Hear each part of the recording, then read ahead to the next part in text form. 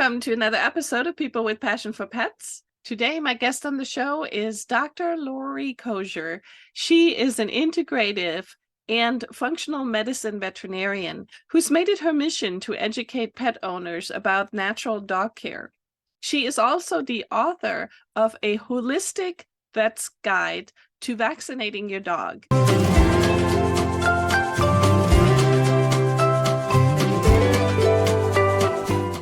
Hi, welcome, Dr. Laurie. Welcome. Hello. Nice to see you. I'm so excited to have you on the show today. I'm looking forward to it.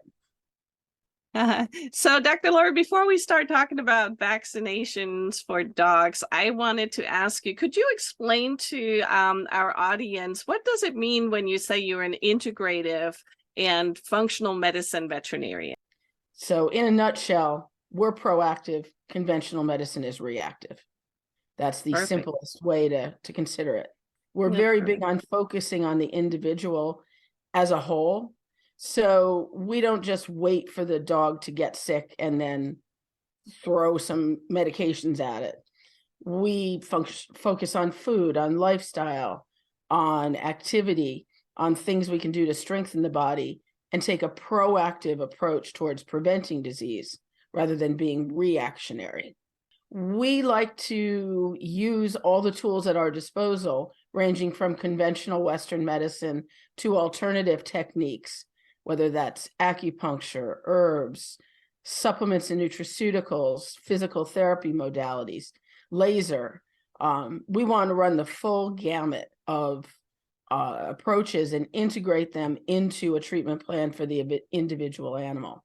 And Dr. Laurie, you wrote a book a few years back called The Holistic Pet's Guide to Vaccinating Your Dog. And that's kind of how I came across you. Oh, that's so cool. Yeah, so it's such a great topic, I think, and more people are maybe questioning if we are vaccinating our dogs too often, what's really needed, when is it needed. So that's kind of what I wanted to maybe focus today on. That book was written, I don't know, 10 years ago. So it's not up to date. There's no mention of dog flu in there. So please be patient. Don't rush out and buy the book. I'm working on a way to put it into an online class so that I'm able to continuously update the information easily and people don't have to go buy another paper book. So let's talk a little bit about that. So it used to be that they wanted you to vaccinate the dog every year. One of the things I like now, at least, it seems like I'm being told every 3 years. But from your perspective, the basic vaccinations, are we vaccinating our dogs too much? I think every 3 years is too much for most dogs. And I think we're approaching it the wrong way. Rather than just making a blanket protocol. So I like to take an individualized approach and use titer testing to determine if a dog needs another vaccination. So a titer test is a measure of antibodies in the bloodstream. And if there are antibodies present, we know the individual is immune, that they have mounted a response to the vaccine and the immune system's done its job. So we find a lot of dogs will get 5, 9, or more years out of a distemper parvo vaccine. So even that every 3 years, it's better than 1 year, but it's still maybe more than you need. And you're not going to make the dog more immune by giving more vaccine. You're wasting the owner's money, and you're putting chemicals into the dog's body that are potentially harmful. Most people don't realize that vaccines, in the fluid of the vaccine, not only are there virus particles or whatever is the active part of it, but there's something called adjuvant. An adjuvant, it might be an antibiotic, a heavy metal such as aluminum or mercury, formaldehyde, other things that kind of irritate the immune system and make it more reactive, make it do its job faster and harder. But we don't need to put those in the dog if we don't need to vaccinate him. Right.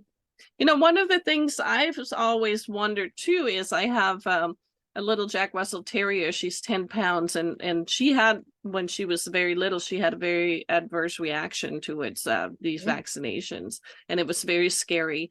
I often wonder, why are we giving the same amount of vaccination to Yeah. like a 10-pound dog that we give to a 150-pound dog? I mean, it's the same Yeah.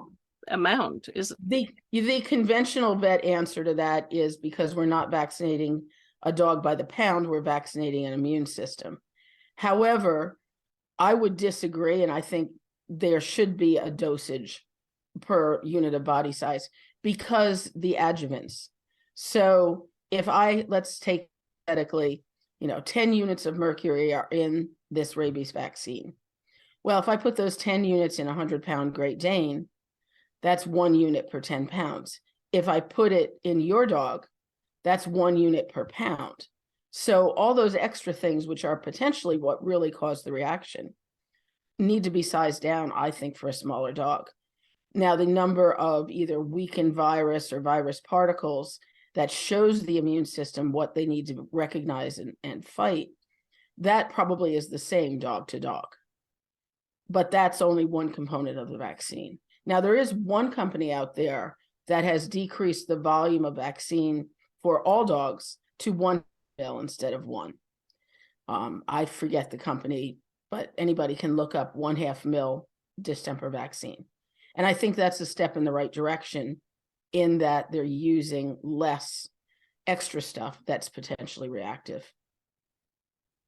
So from your recommendations, what you would like to see then is have the dogs initially vaccinated for their puppy shots, but then rather than vaccinating just on a regular schedule, do the Right. titer testing and then say, based on this, okay, my dog is still protected because I still see antibodies and it doesn't need. And then how often would you say the titer test should be done? In my world, I titer once I've proven what we call immunocompetence, which means the dog received the vaccine and became immunized. That means immune or able to fight off the disease. I'm done because I know I also created memory cells, and memory cells contain the blueprint of how to make the antibodies against, say, parvo. So some people like to repeat titers more frequently than never. I think it's a waste of money. And let's say you get that dog who you titered every year, and at age 10, his antibody level dips below threshold. Are you going to vaccinate him again? I wouldn't, because I know he has memory cells. So I think repeating titers only creates confusion. So I want to demonstrate a good antibody response initially, and then I'm done. Okay. And so when would you recommend your first titer test would happen? In a perfect world, I would do that 4 weeks after the last puppy vaccine. Okay. And people can go to my website, healthydogworkshop.com. And if you scroll through the blog, you will see my vaccination protocol, and it's a free PDF download. So you can have this all in writing. Okay, well, but we'll be sure to link that for our viewers in the Yeah. description below. Yeah. So everyone can have it. That's perfect. Okay. So let's talk specific vaccinations, because of course there's such an array of different things. Are there certain things that you think people actually don't need at all? Like, for instance, I sometimes wonder about kennel cough, because my dogs are never going to go to doggy daycare and I'm not going to board them. So I kind of wonder, do I really need kennel cough? Correct. With regard to Bordetella vaccination, Bordetella is one of the organisms that causes kennel cough, but it's not the only one. There are literally hundreds of bacteria and viruses that affect the respiratory tract of dogs. And kennel cough, as we call it, now they call it kennel cough complex, is essentially the dog's version of a common cold. So vaccination against it is very difficult because we only have 1 or 2 organisms covered in that vaccine, whether you're using the injectable or the intranasal. My personal advice is don't waste your time on the oral. It seems to be the least effective of any of the types. If I had to do one, I would do the intranasal. But it's no guarantee your dog won't get kennel cough. It may make it less severe. Probably the best thing for your dog is constant low-level exposure to other dogs so they can acquire immunity without getting the disease. The American Animal Hospital Association, which is a very conventional group, They divide vaccines into core and non-core categories. The core vaccines are vaccines that pretty much every dog should have. And the non-core style vaccines, much as you just mentioned, the kennel cough vaccine, or let's say the rattlesnake venom vaccine for the folks in California. Or are there rattlesnakes in Arizona? Oh, yeah. Oh, yeah, great. I don't like snakes. I'm not a snake person. So, those are special and not every dog needs them. So the core vaccines in my world are rabies and distemper parvo, because those diseases are pretty much universally everywhere.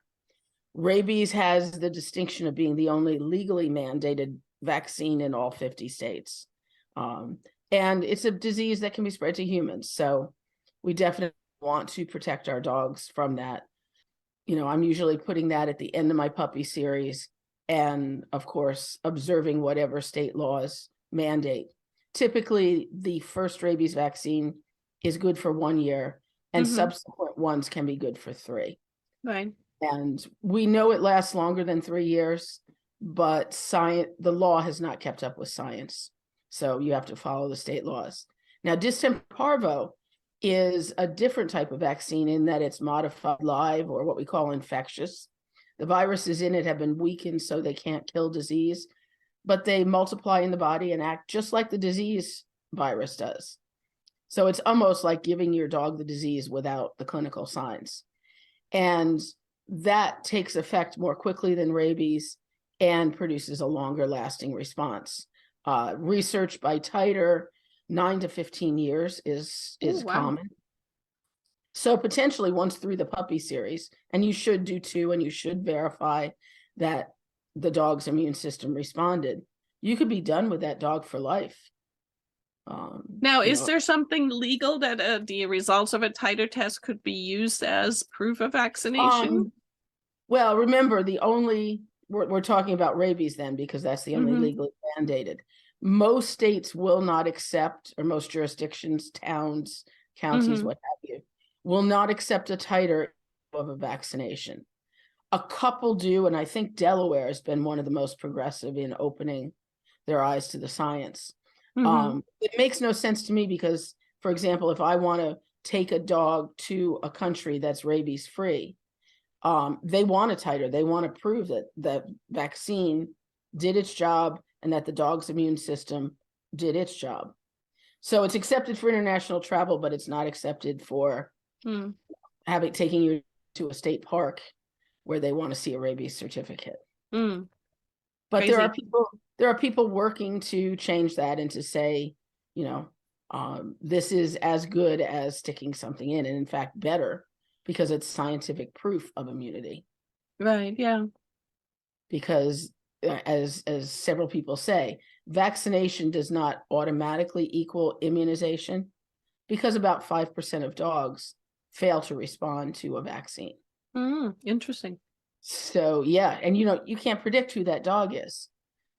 We knew back in the early 90s when parvo virus was so common, we knew that Rottweilers, Pit Bulls, Dobermans seemed to not respond as effectively to the parvovirus vaccine as did other breeds. So, they were overrepresented. But, if you just titer them at the end of their puppy series, you would identify those and give them another vaccine or try a different vaccine to verify protection. What do you think about something like lepto? Is that something that Lepto would be a non-core vaccine. I'm not a big lepto vaccinator, but we don't have a lot of lepto around here. The virus, actually it's a bacteria, I misspoke, tends to live in stagnant water. And the temperature of that water needs to be above 50 to 55 degrees consistently. And it's a spirochete bacteria, usually carried by wildlife. So it's passed out in the urine. So the deer or fox or what have you urinates, it gets in the stagnant water because there's water laying around. It's a swampy area, what have you.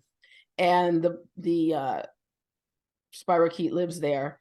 And then your animal comes along and drinks water from that, or feet wet and then licks it and becomes infected.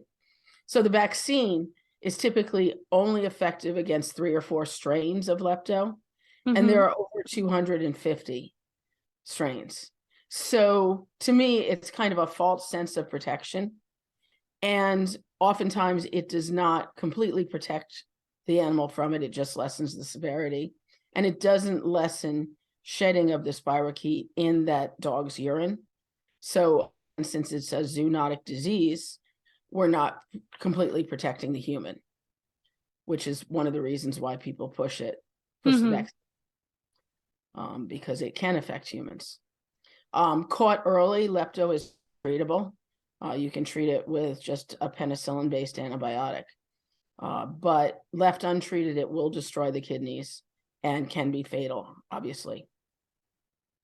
Yeah, I know that we have a lot of people here in our, high country of Arizona where there's a lot of wildlife, and obviously because we do have some warm weather, it is something that comes up quite a bit more often. Yeah. So it's just the case of, do you have swamps?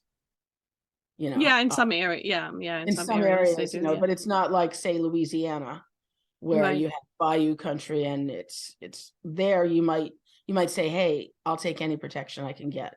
Sure. So again, it's that concept of tailoring the program to the individual and assessing risk benefit and then making an informed decision. Yeah, and maybe we can talk a little bit more about that. So that's really looking at where do you live, what are some of the risk factors. Correct. With something, for instance, like lepto, maybe you are in the city and you're always taking your dog to doggy daycare, then, things like, kennel cough would be probably a good idea. But really taking a look at what's your lifestyle, where do you take your dog? Jim and I, obviously, we always try to research because we travel a lot with our pets.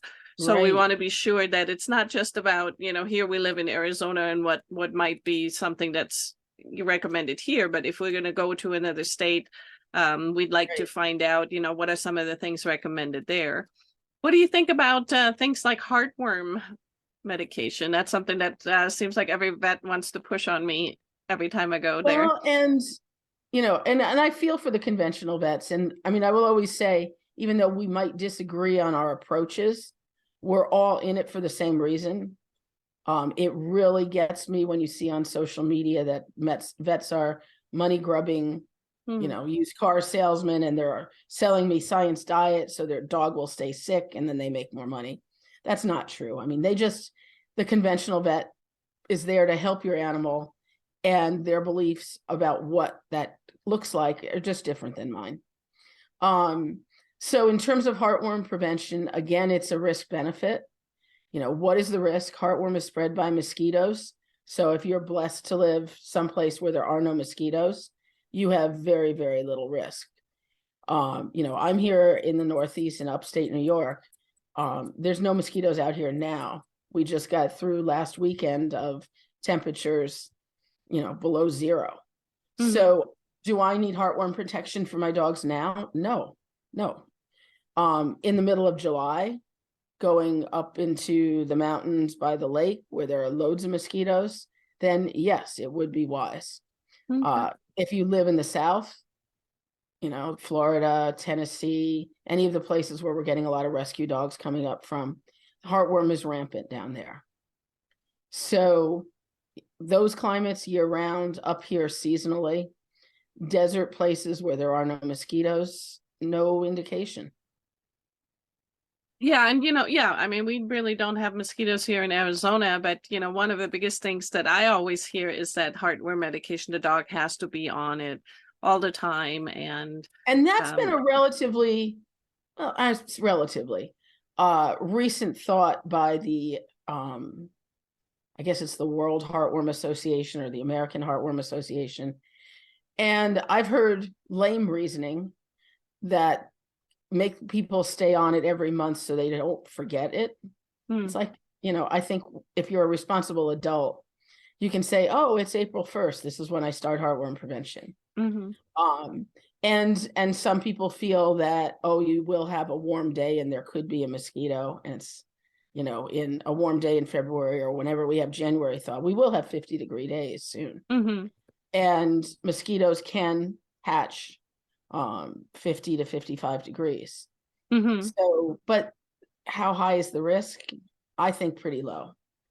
But as we get into spring and summer, then obviously you need it. But yeah, it's Now, become very. is there also titer testing, or is there some immunity that comes with heartworm medication, or Unfortunately, no? no. Okay. Essentially, what heartworm medication is doing is deworming your dog of the heartworm parasite. Mm-hmm. So no, there's no No no. immunity that the system will What produce. is happening is worms are becoming potentially resistant to the heartworm medication. Mm-hmm. And shouldn't be a shocker to anybody.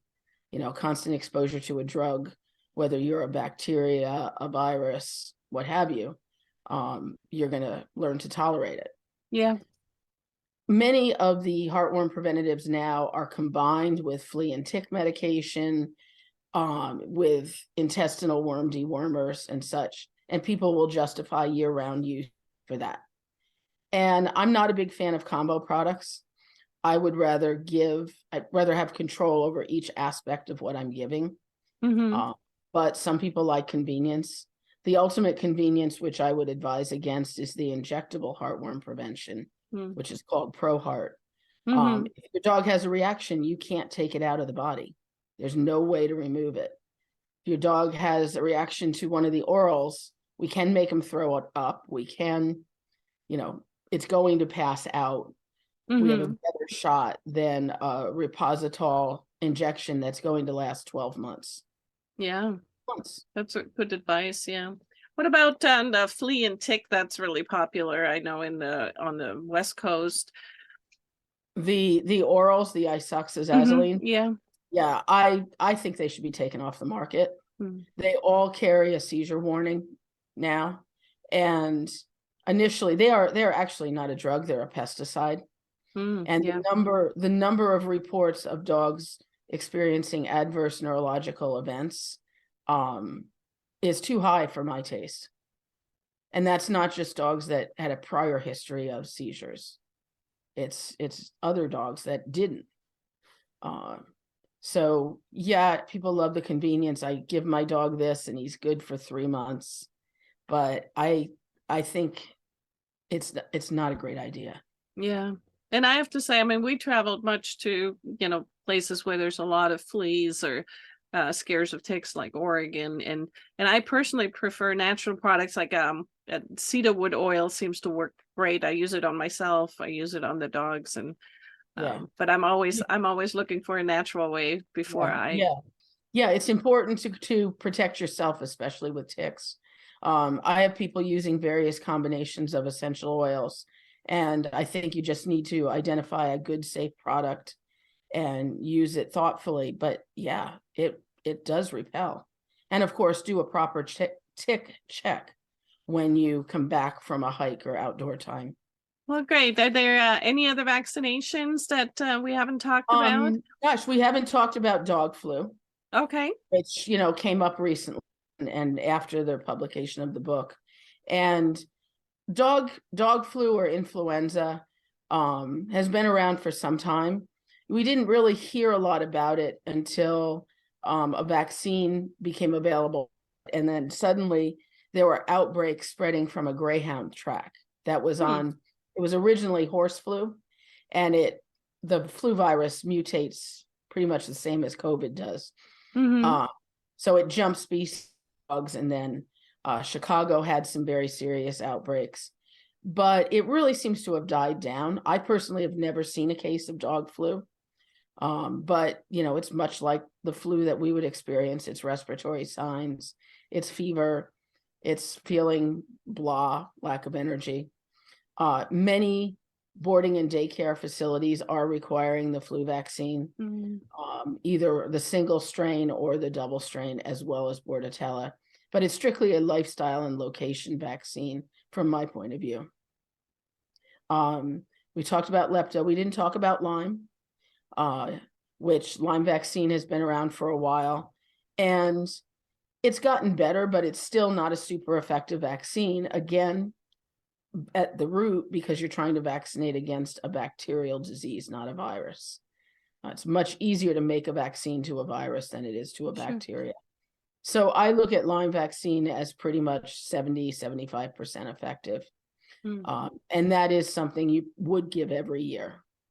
So both Lyme and Retro can be more reactive than our other vaccines. And in my protocol, I tell you, space things out every 4 weeks.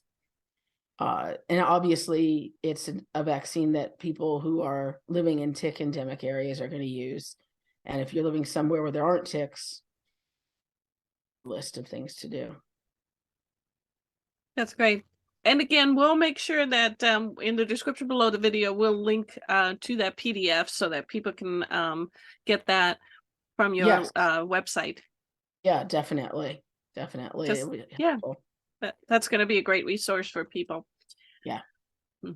Pretty much covered it. So I guess what I want to do is maybe talk a little bit about your website where people can find your information, because it's not just about vaccinations. No, You really you cover so many more things.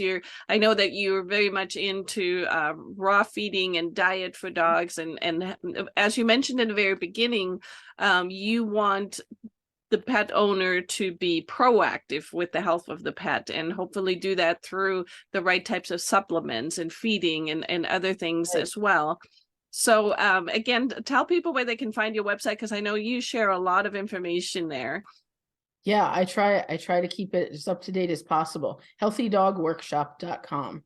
Perfect. And also you'll see a link there to my live event, the Healthy Dog Expo. So that's coming up this May 20th and 21st in Albany, New York. And I have an incredible panel of speakers for the Saturday and half day Sunday, share information, teach you about raw feeding, natural dog health, all sorts of naturally oriented, proactive things you can do. I have an incredible array of sponsors and exhibitors with all sorts of products. I've got everything from CBD to lasers to conditioning and fitness equipment. And you can talk to, and of course, foods, an assortment of foods. So you can talk to the people behind the products and learn a great deal about what might benefit your dog. That's great. That's at healthydogexpo.com. And the two websites, the Healthy Dog websites, talk to each other, so you can skip back and forth.